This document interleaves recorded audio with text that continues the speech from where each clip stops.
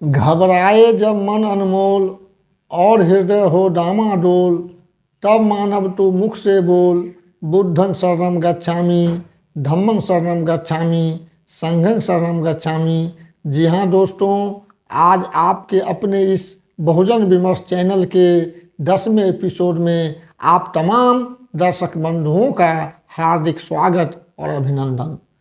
पिछला जो episode number 9 था उसमें आप देख चुके हैं कि किस तरह मानवर कांशीराम साहब बाबा साहब के द्वारा तैयार किए गए अपने लोगों की कारगुजारी और कारस्तानी के कारण हताश हुए, निराश हुए, घबराकर वहाँ से यानी पूना से आगे बढ़े और पूना से आगे बढ़कर क्या क्या किए, किस तरह की रणनीति राजनीति बनाए बाबा साहब के मिशन को सफल करने के लिए इस एपिसोड में।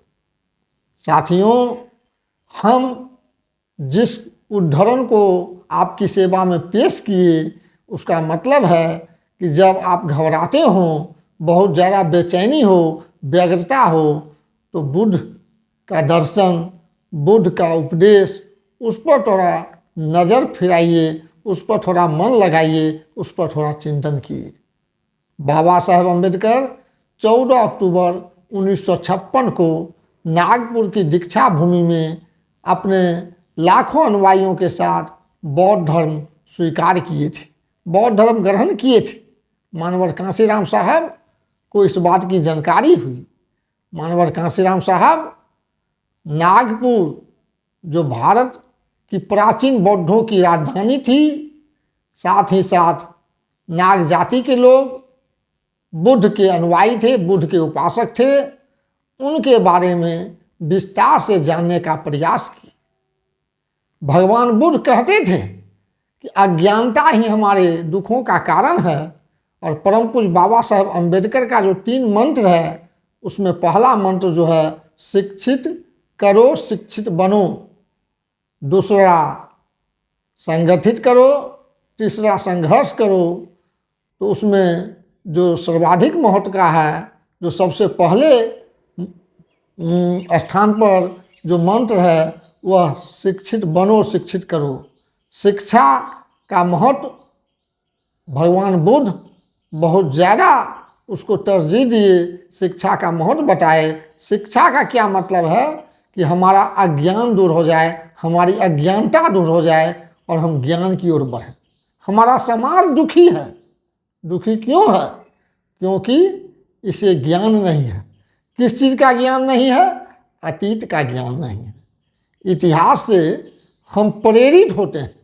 अगर प्रेरणा नहीं मिले हमको, हम प्रेरित नहीं हों, तो हम कोई काम नहीं कर पाएंगे। और बाबा साहब का इतना बड़ा मिशन, जिसे जन जन तक पूरे देश में फैलाना था, इसकी जिम्मेवारी मानवर कांशीराम साहब लिए थे। तो फिर बिना जाने हुए, बिना समझे हुए, बिना ज्ञान प्राप्त किए हुए और लोगों को इस मिशन से कैसे बांध सकते थे? जब हम भावनाबद्ध होते हैं, विचारबद्ध होते हैं, तो भावना और विचार क्रिया को जन्म देता है। क्रिया तभी आगे बढ़ती है जब तक कि भावना और विचार उसका सहगामी हो। विचार और भावना के बल पर जो समाज क्रियात्मक रूप से आगे बढ़ता है वही सफल होता है। तो मानवर कांशीराम साहब, आप जानते हैं, पहले हम आपको बता चुके हैं कि गेल अम्बेट जो अमेरिकन मूल की महिला थी, जिनका सिनोप्सिस था, शोध का विषय था cultural revolution in colonial Indian society, जिसमें 108 वर्षों का सांस्कृतिक आंदोलन का इतिहास समाहित था। महामना फूले से लेकर जो 1848 में आंदोलन की शुरुआत किए थे और बाबा साहब अम्बेडकर के महापरिनिर्वाणोपरांत, महापरिनिर्वाण तक, बाबा साहब के महापरिनिर्वाण तक यानी 6 दिसंबर 1956 तक 108 वर्षों का लंबा संघर्ष कोई छोटा मोटा संघर्ष नहीं था। बहुत संघर्ष का दायरा विस्तृत था। इसकी गहनता थी, इसकी गंभीरता थी, इसकी गहराई थी और मानवर कांशीराम साहब की जो अब कोशिश शुरू होती है, उस गहराई को जानना, उस गंभीरता को जानना। हमारा समाज टुकड़ा टुकड़ा में बटा हुआ है, चाहे एससी की बात कीजिए, एसटी की बात कीजिए, ओबीसी की बात कीजिए, माइनॉरिटी की बात कीजिए, और हम तो कहेंगे कि जो गरीब सवर्ण है वह भी बहुत ज़्यादा सुखी नहीं है। गरीबों की तादाद ज़्यादा है, सवर्ण जो गरीब है उनकी भी तादाद ज़्यादा है। कुछ चंद चालाक लोगों ने अव्यवस्था बना करके समाज को ठगने और छलने का जो काम किया, उसमें हम सारे सवर्णों को दोषी करार नहीं दे सकते हैं, और न ही सारे एससी एसटी ओबीसी को हम उस दोष से मुक्त कर सकते हैं। हम दोनों को बराबर का भागीदार समझते हैं, क्योंकि अज्ञानता उनके दुखों का हमारे दुखों का कारण है। तो अज्ञानता दूर हो, इसके लिए यह जरूरी है कि हम मोमेंट को जानें, जो आंदोलन चला उसको जानें। तो ये तो गेल अम्बेड की बात रही, जो 108 वर्षों के अपने लंबे संघर्ष के बारे में, अपने लंबे संघर्ष के बारे में नहीं, महापुरुषों के लंबे संघर्ष के बारे में अपने सिनोप्सिस में चर्चा की, जानकारी दी। तो वह तो मानवर कांशीराम साहब जाने, संघर्ष के बारे में जाने, लेकिन अब संघर्ष का अध्ययन उनके लिए शेष रह गया था।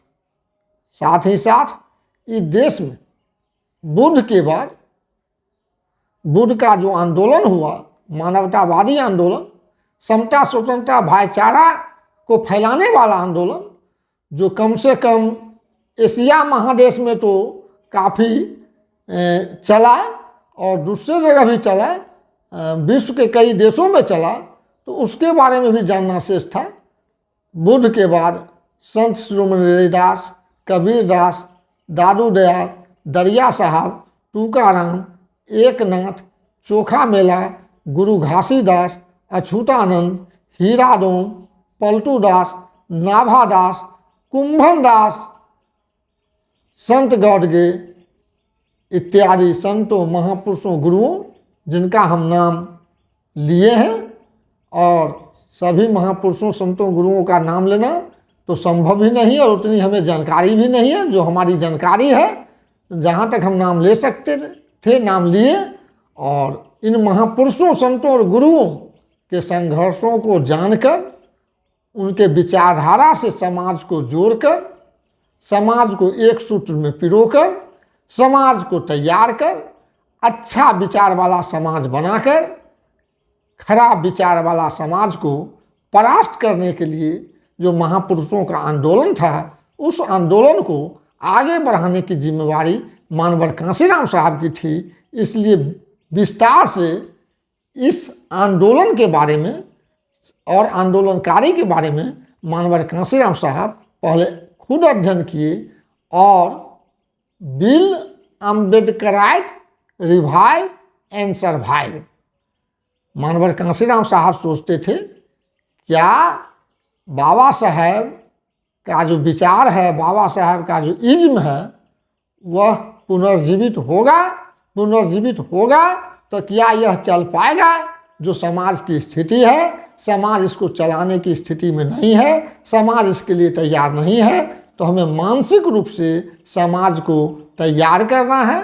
तो इसके लिए मानवर कांशीराम साहब शुरुआती दौर में, चूँकि समय मिला, 1971 में पूना को छोड़े थे, और इसके बाद करीब करीब 2 साल का जो गैप हुआ, जो समय मिला मानवर कांशीराम साहब को, तो इस बीच जो उनका चला कार्यक्रम कहीं हम भूल न जाएं। Bill Ambedkarite revive and survive. क्या अम्बेडकरी आंदोलन जिंदा हो सकता है? उनकी नज़र में जो बाबा साहब के चाहने वाले, मानने वाले, बाबा साहब के अनुयायी, बाबा साहब के मिशन को ध्वस्त कर दिए, ख़त्म कर डाले, जनाजा निकाल दिए, ताबूत में अंतिम कील ठोक दिए, तो सोचने पर विवश हुए, क्या इस मृत प्राय अम्बेडकरी विचार को हम फिर से स्थापित कर सकते हैं क्या? स्थापित करके उसको चला सकते हैं क्या? इसके लिए समाज को तैयार करना जरूरी था। तो तैयार करने के लिए जो कार्यक्रम चलाए, will Ambedkarite revive and survive के लिए तो आंदोलन था, कहीं हम भूल न जाएं।